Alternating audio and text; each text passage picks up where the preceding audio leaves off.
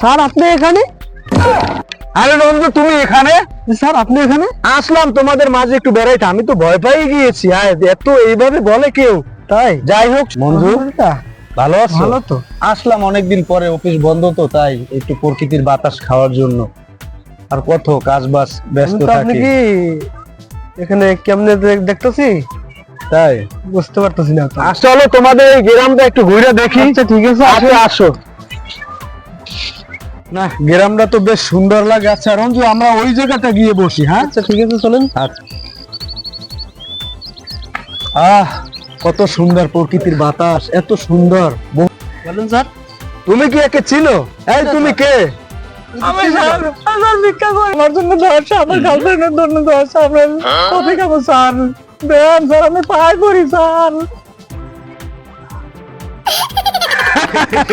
এই কি বলো তুমি? ফকিরেরও গার্লফ্রেন্ড থাকে?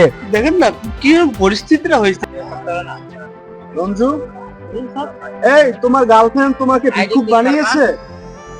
হ্যাঁ, আমি ওরে বলতে পারি না, আমার সব খাইয়ে শেষ করেছে, কিন্তু আমি ওরে অনেক ভালোবাসি স্যার। আমার মিষ্টি লাগাতে দোষ আমার, দোষ আমার গার্লফ্রেন্ড স্যার।